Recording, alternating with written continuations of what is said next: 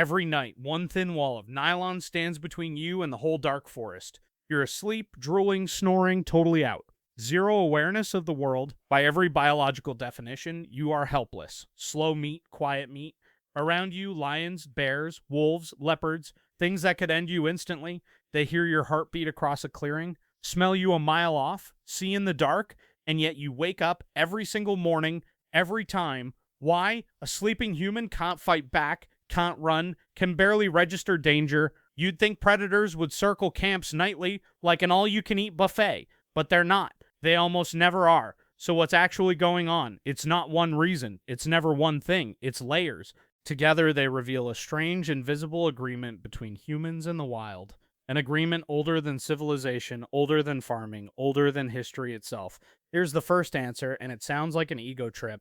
You are terrifying. Not you personally, you're probably fine, but humans as a species, frightening, strange, since on paper we're a disaster. No claws, slow, weak, blind at night. In 2019, UC Santa Cruz researchers tried a wild experiment with mountain lions. They played recordings of plain human voices near pumas in the Santa Cruz Mountains. The pumas fled, fast as from barking dogs, sometimes even faster. These cats drop full-grown deer like it's nothing. They heard a podcast and ran. They even abandoned kills they were eating, just to get away from us. Giving up a meal is brutal. A predator working for free is desperate to avoid us. And this isn't one quirky study. Biologists see it across continents and species. Lions in Kruger move less where humans are active. They quietly shrink their range. Tigers in India dodge villages. Jaguars in the Amazon reroute around our trails. They can attack. They've decided over thousands of generations we're not worth it. Here's the open loop. The reason why is one of the most brutal facts in nature. We've hunted big predators so long and so well that we reshaped their genes. Humans have been active hunters for around 2 million years. Think about that scope. We hunted mammoths out of existence. We wiped megafauna off whole continents. Giant sloths, woolly rhinos, saber-toothed cave bears, gone soon after we arrived. In North America, we hunted wolves to near extinction, coast to coast. We shot, trapped, and poisoned predators so long that only the careful ones survived. That's not a metaphor. That's natural selection, running for thousands of generations. Bold predators died near our camps. Cautious ones lived and passed caution on. Over millennia, that caution stopped being a choice.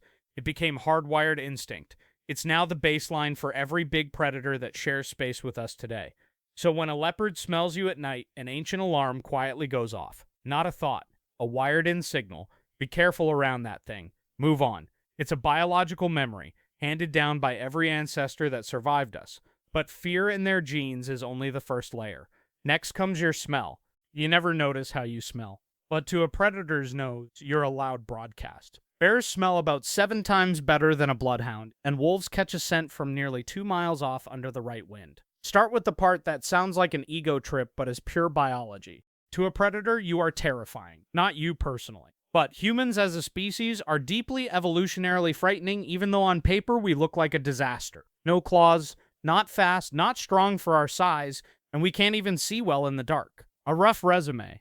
Then a 2019 study from UC Santa Cruz found something remarkable. They played recordings of human voices near wild mountain lions. Just people talking. And the pumas fled as fast as they ran from barking dogs, sometimes faster. Animals that take down deer. Picture an apex predator hearing a podcast and bolting.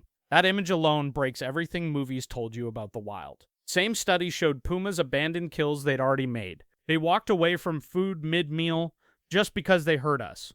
That's a huge cost. A predator giving up a kill is basically working for free, burning calories it can't get back. The discomfort of being near humans outweighed hunger itself, and this wasn't one weird forest. It showed up across continents.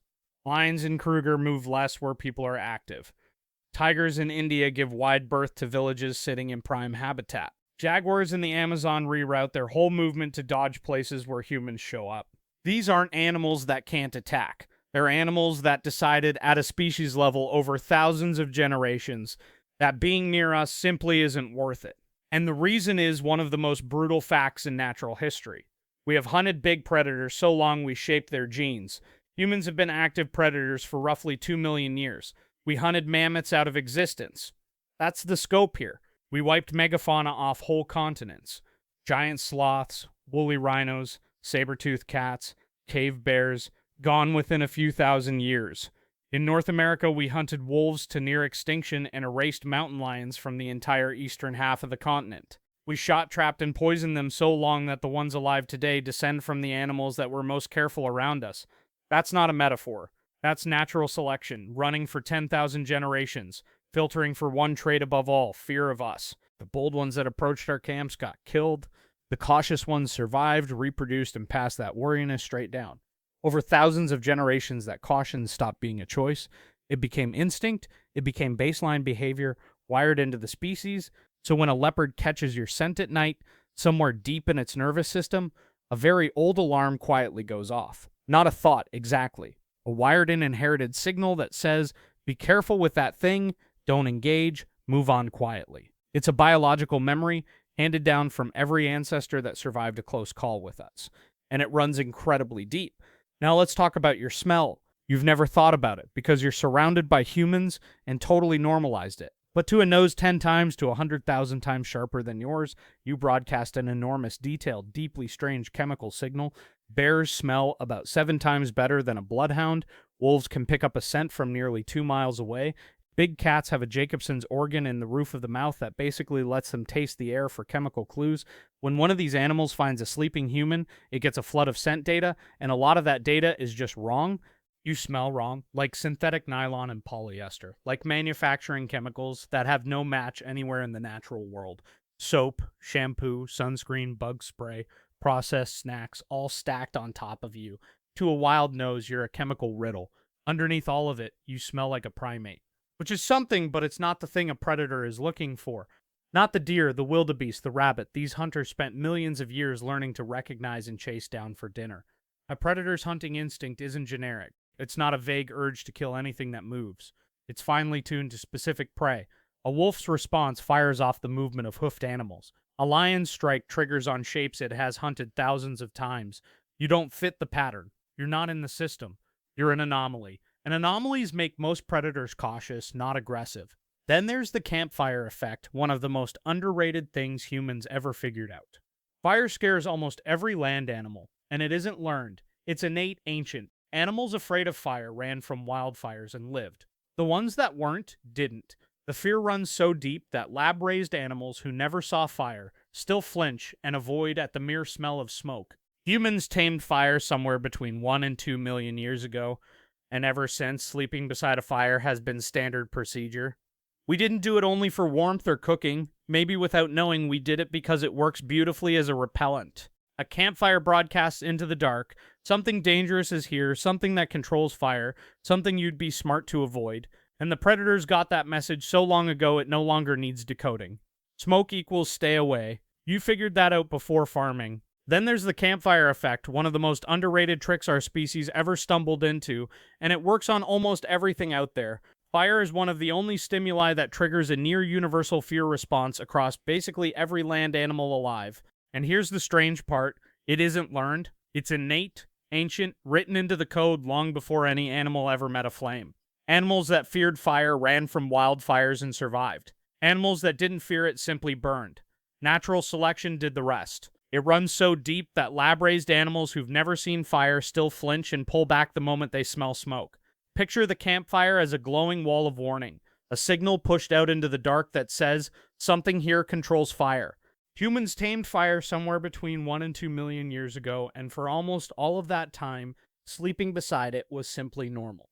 We told ourselves it was for warmth and cooking, but maybe, without ever realizing it, we kept the fire because it kept things away. A campfire doesn't only heat your hands, it broadcasts a message into the surrounding black. Something dangerous lives here, and it should be avoided. And the predators got that message. They've been getting it so long that now it doesn't even need decoding. Smoke means leave. You figured out fire before farming, before pottery, before writing or walls. Fire came first. Honestly, smart move. Now let's kill the biggest myth of all, because movies have been lying to you about predators for decades. The fearless apex killer that attacks anything in range? Fiction. Pure fiction. Real predators are nothing like that. In reality, large predators are extraordinarily careful about what they take on, and they have a brutal reason to be. A lion doesn't have health insurance. A wolf doesn't get sick days. Out there, getting hurt is a death sentence on a delay. A broken leg, a deep bite, a damaged eye. Any one of them can mean slowly starving because nothing out there heals at a vet. So every single decision a predator makes is really a survival equation. Is this meal worth the risk of getting wrecked? Imagine every hunt as a coin flip where one side feeds you and the other side quietly starts a clock counting down to your death. And a sleeping human fails that equation in several ways at once. The first one is unfamiliarity. A predator is most confident going after prey it knows cold. It's watched that animal hunt hundreds of times. It knows how a zebra runs, where its blind spots are, how it kicks, exactly when it panics. The whole script is memorized, but it has no idea how a human will react. We are frankly wildly unpredictable creatures. We might wake up screaming. We might grab a tool. We might have a whole group nearby that wakes up with us. For a predator trying to dodge injury, that much uncertainty isn't a temptation. It's a giant flashing red flag. Then there's the size problem. When humans stand up, we're actually pretty big, tall, and upright in a way most prey just isn't. Our bipedal posture, standing on two legs, makes us look larger and more imposing than animals of the very same weight. Researchers who study predator and prey have a name for this. Bipedalism itself works as a kind of threat display. Think about it. Standing upright is exactly what gorillas do when they want to intimidate and what bears do when they want to look threatening. We just walk around like that all day. A creature whose default mode is that upright, looming stance reads as inherently assertive to other animals, like it's permanently bluffing dominance without even trying. And even flat on the ground asleep, your silhouette is just wrong. An unfamiliar shape in the dark that whispers caution instead of dinner. And then there's the simplest reason of all, the one that quietly undoes every horror movie scenario. Why bother? There's almost always an easier option right there. A healthy predator in an intact territory has prey it knows, prey it trusts, prey that fits its template. Picking the strange, dangerous option over a free impala just makes no sense. Here's something that almost never comes up, and it's genuinely astonishing. Your sleep is not nearly as deep as it feels. We sleep in cycles, sinking into deep, slow-wave sleep and then rising back up into lighter stages, including REM, where the brain is actually buzzing with activity. And in those lighter stages, scientists found your brain stays surprisingly tuned to the world. Still processing sounds, still flagging the ones that don't belong. Scientists call this the sentinel function of sleep. Even at rest, part of your mind stays on watch, quietly scanning the dark for anything out of place. A twig snapping loudly, a large animal pushing through brush, a shift in the air, and the smell of something big drawing near. Any of these can yank you awake faster than you'd guess. And this is no accident. The humans who slept too deeply, totally dead to the night, were the ones more likely to never wake up at all. The light sleepers, the ones who could go from out cold to on their feet in seconds, survived and had children. Over hundreds of thousands of years, that became us. We actually sleep lighter and in shorter cycles than most large mammals, because our evolutionary legacy just assumed the dark would always hold something worth waking for. So while you feel utterly helpless lying there unconscious, you're really running a quiet, fairly sophisticated early warning system. Not perfect, not foolproof, but always switched on. Picture a sleeping camp as a single dim lighthouse, its beams still sweeping the night even as everyone inside lies completely still, daring the dark to come closer. Here's the part one saved for last, because it's the most mind-bending of all. We got so good at scaring the wild that it now backfires on us. Picture one stone dropped in a pond, and the ripples never stop. That stone is us. The pond is every living thing on the continent. That 2019 UC Santa Cruz study didn't just prove pumas fear us. It tracked how that single fear leaks down through the entire food web. When pumas dodge the places humans wander, the deer in those zones suddenly catch a break. Fewer hunters watching means deer numbers start climbing fast. More deer means more mouths chewing through the greenery. The vegetation gets overgrazed, stripped down faster than it can grow back. One ripple already changing the land. And it doesn't stop with the big cats. The medium predators feel it too. Coyotes, bobcats, foxes all shrink back from where people roam. With those smaller hunters gone quiet, the rodents they normally keep in check explode. Mice and rats multiply unchecked. The whole web tilts just from our shadow. Everything shifts. And it shifts because of us. Not because we touched those animals, but because the fear we built over millennia keeps radiating outward. We rewire the behavior of every predator layer on the continent, and we never even meet most of them, just by existing. just by being the thing in the legends. But let's be honest before we wrap, because this would be irresponsible otherwise. None of this makes you untouchable. The rare attacks that happen all share one pattern. Something always broke the normal rules. An injured predator that can't catch its usual prey. A starving one whose habitat got bulldozed and emptied of food. Or a predator that got too used to us. Fed by tourists, taught to link people with snacks instead of danger. That inherited caution erodes disturbingly fast. The lions of Tsavo are the famous case. In 1898, 2 male lions killed somewhere between 35 and 135 railway workers across about 9 months, but the legend leaves out the broken part. These were strange lions, both maneless, unusual. One had wrecked teeth that made its normal prey nearly impossible to hunt. They weren't typical lions at all. They were exceptions carved out by exceptional circumstances. Take away the broken teeth and the desperation, and the story never happens. Then there's the Champawat tiger, blamed for an estimated 436 deaths across India and Nepal in the early 1900s, the deadliest big cat ever recorded. The hunter Jim Corbett later found the reason. At some point, that tiger had been shot in the mouth, shattering 2 canine teeth. It simply couldn't hunt deer anymore. Injury pushed it, then habitat loss shoved it the rest of the way, until people were the only prey it could reliably catch. Desperation, not nature, made the monster. The pattern repeats in nearly every documented attack on a resting human. Something broke. The normal math changed. Caution got overridden by hunger or pain, which means the rule holds almost everywhere the ecosystem is intact, the predator is healthy, and we haven't scrambled the signals ourselves with carelessness. So don't leave food out. Don't approach wildlife. Don't kill the campfire because it felt unnecessary. Those mistakes are exactly how people rewrite the ancient agreement. So step back and really see what you are. We got so good at making the world afraid of us that our fear now reshapes whole landscapes we never touch. You are the animal that mastered fire before it mastered anything else. The one that shapes ecosystems not just by what it eats, but by what it makes others afraid to eat. The one that sleeps light, travels in packs, and carries 10,000 generations of successful survival coiled inside its DNA. That's not some distant ancestor. That's you. All of it folded into a creature that looks soft and slow and harmless, drooling on a pillow, the most dangerous animal on the planet, fast asleep, one species, one inherited fear, and it ripples across the entire living world, touching creatures that will never once lay eyes on a single human being. So here we are, right back where we started. You lying in a tent, a thin nylon wall between you and a forest full of things that could end you. You hear the sounds out in the dark beyond the nylon. A twig, a rustle, something heavy shifting its weight, and you feel that little pulse of ancient anxiety. And that's fine. That feeling isn't weakness. That little jolt of dread is the early warning system that kept 1,000 generations of your ancestors breathing. It's the same wiring that snapped your great-great-grandparents awake at the wrong sound, the gift that let them live to see another sunrise and pass it down to you. But here's the quiet truth tucked underneath all that worry. The thing standing out there in the dark, the one you're scared of, it's far more scared of you. It smells your strange chemical signal.